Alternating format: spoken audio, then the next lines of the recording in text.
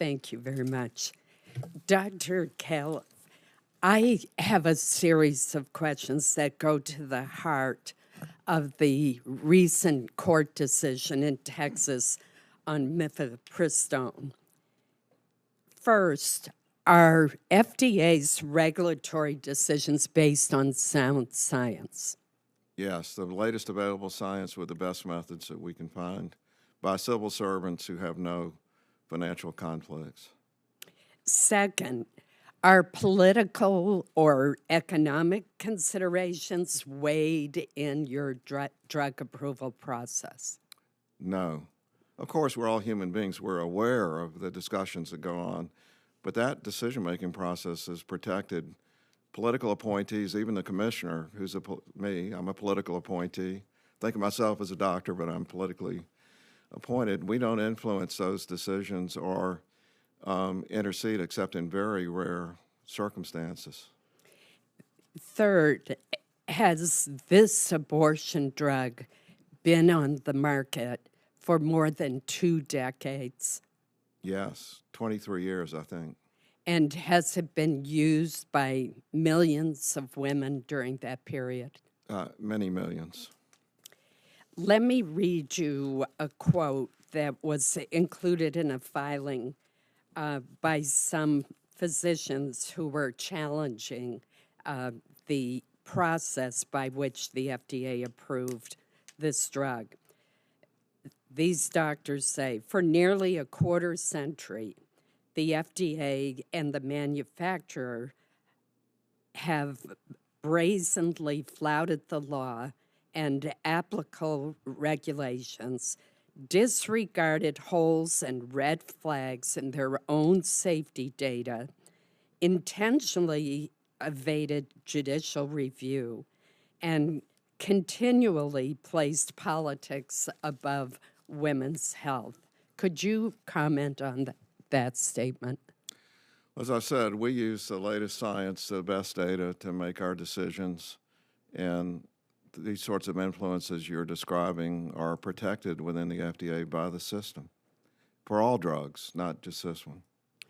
And I appreciate those answers. I consider the FDA to be the gold standard globally in approving drugs, and I find this court ruling to be more reflective of the judge's personal views rather than a fair and impartial analysis of the facts of the case. I do want to pick up on the issue that the chairman raised, because just as I questioned the court's decision in this case, I also questioned CMS's decision to deny Medicare patients access to 2 Alzheimer's drugs that have been approved by the FDA. My view is CMS should stay in its lane, the FDA should stay in its lane. And we've talked about that, so I'm not going to ask you to comment today because I want to quickly get in one other issue. And it has to do with cell and gene therapy approvals.